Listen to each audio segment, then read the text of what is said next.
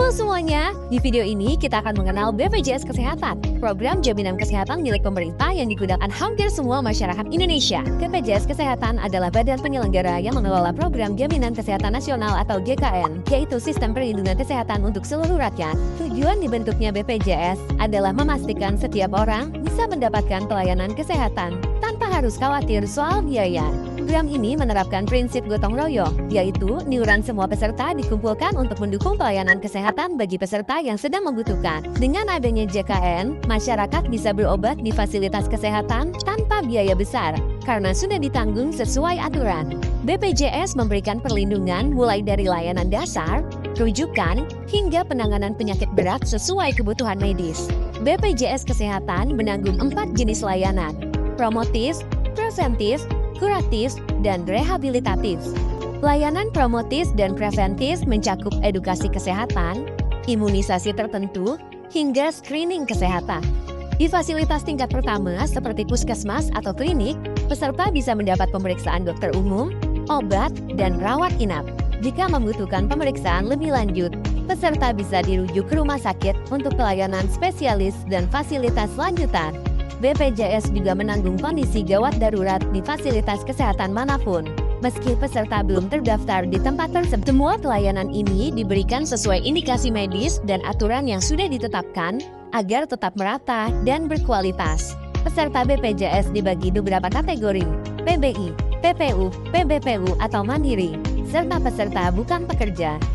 PBI ditujukan bagi masyarakat kurang mampu, yang iurannya dibayarkan pemerintah.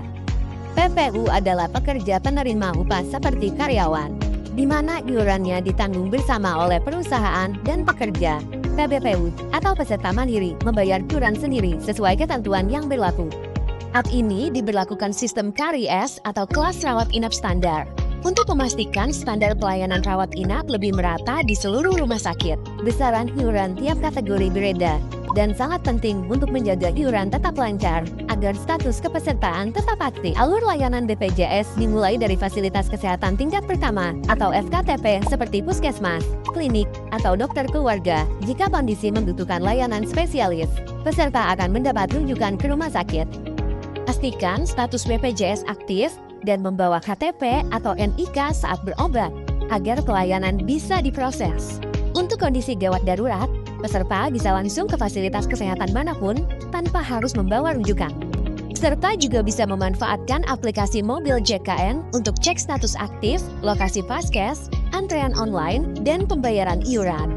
Mengikuti alur yang benar membantu pelayanan berjalan lancar dan mengurangi risiko penolakan. Beberapa klaim BPJS bisa gagal diproses karena berbagai alasan yang sebenarnya dapat dicegah.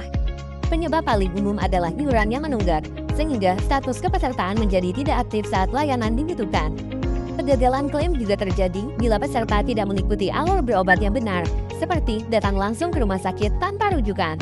Ada pula layanan yang tidak ditanggung, misalnya prosedur estetika atau yang tidak sesuai indikasi medis.